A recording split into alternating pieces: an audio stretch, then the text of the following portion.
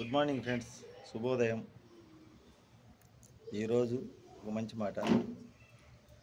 మనసు శుద్ధి కావాలంటే ధ్యానం చేసుకోవాలి, దేహం శుద్ధి కావాలంటే స్నానం చేసుకోవాలి, వాక్ శుద్ధి కావాలంటే మంచి మాటలు మాట్లాడాలి, చెవులు శుద్ధి కావాలంటే మంచి మాటలు వినాలి, కళ్ళు కొన్న దోషం పోవాలంటే మంచినే చూడాలి. ఇదే మంచి మాట. మన జీవితం ప్రతిరోజు ఏదో ఒక పాఠం నేర్పిస్తుంది. నేర్చుకున్న పాఠాన్ని గురించి వదిలేయండి, కొత్త పాఠాన్ని నేర్చుకోవడానికి ప్రయత్నం చేయండి. అలా ముందుకు నడుస్తూ పోతూ ఉంటే జీవితం మనకు అర్థమవుతుంటుంది. ఇక్కడ జీవితంలో ఏది శాశ్వతం కాదు, ఎవరు శాశ్వతం కాదు. మనుషులైనా, బంధాలైనా, బంధుత్వాలైనా, స్నేహాలైనా.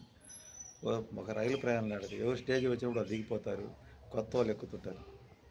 మనకు చివరి దాకా నడిచే ప్రయాణం ఏంటంటే ఒక భార్యాభర్తల బంధమే చివరి దాకా నడిచిద్ది, ఒకరికొకరు తోడుగా. ఇక మిగతా పిల్లలు కానీ, తల్లిదండ్రులు కానీ ఒక్కొక్కరు వాళ్ళ యొక్క ఇది అయినప్పుడు వాళ్ళు వెళ్ళిపోతూ ఉంటారు, వాళ్ళకి బంధాలు తోడైనప్పుడు. ఇది తెలుసుకోవాల్సింది. ఈ సత్యాన్ని గ్రహిస్తే ఎప్పుడు కూడా ఎవరు బాధపడే పరిస్థితి రాదు. ఎవరైనా పరిచయస్తులు అనుకోండి, స్నేహం అనుకోవద్దు, బంధుత్వం అనుకోవద్దు. ఎక్కువగా మాట్లాడటం వల్ల సమస్యలు వస్తాయి. ఎక్కువ ఆలోచన చేయడం వల్ల అశాంతి వస్తుంది. ఆలోచన చేయాలంటే ఎవరి గురించి ఆలోచన చేయాలంటే దైవం గురించి ఆలోచన చేయండి. దైవం గురించి ఆలోచన చేసే కొద్దీ మనకు మనశ్శాంతి పెరుగుతూ ఉంటుంది. మనుషుల గురించి ఆలోచన చేసే కొద్దీ మనశ్శాంతి తగ్గుతూ ఉంటుంది. ఇదే జీవిత సత్యం.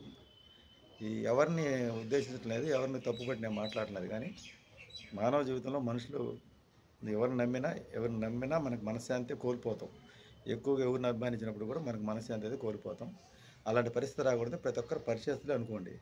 నాకైతే ఫ్రెండ్స్ ఎవరు లేరు, చిన్నప్పటి నుంచి లేరు. కాబట్టి నేను ఎప్పటికప్పుడు హ్యాపీగానే ఉంటా. మధ్యలో ఎవరైనా వచ్చినా నేను ముందే చెప్తా, 2 నెలల 3 నెలల సంవత్సరం పరిచయం అని. ఒకరు 2 నెలలు చేస్తారు, ఒక 3 నెలలు, ఒక సంవత్సరం, ఒకరికి 5-6 సంవత్సరాలు చేసిన వాళ్ళు ఉన్నారు. అయినా నేను వాళ్ళు వెళ్ళిపోయేటప్పుడు నాకేం బాధ ఉండదు. ఎందుకంటే నాకు ముందే చెప్తాను కాబట్టి నాకు ఆ బాధ అనేది ఉండదు. ఎందుకంటే నాకు చిన్నప్పటి నుంచి చూశాను నేను ఇది. అది చూడని వాళ్ళ మటుకు బాగా బాధపడతారు. కానీ నేనైతే అలాగ ఉంటాను కాబట్టి నేను ఎప్పుడు సంతోషంగా హ్యాపీగానే ఉంటాను. నిన్న నేర్చుకున్న పాఠాన్ని ఈరోజు మళ్ళీ చదవను, మళ్ళీ ఈరోజు కొత్త పాఠాన్ని నేర్చుకుంటాను. అక్కినేని నాగేశ్వరరావు గారు అంటూ జీవితం ప్రతిరోజు ఏదో ఒక పాఠం నేర్చుకుంటుంది. ఎంత తెలుసుకున్నా మనం చనిపోయేదాకా తెలుసుకునేదే ఉంటుంది. తెలుసుకునే ప్రయత్నం ఎప్పుడు మనం పూర్తిగా తెలుసుకోలేము. బాయ్ అండి, గుడ్ మార్నింగ్.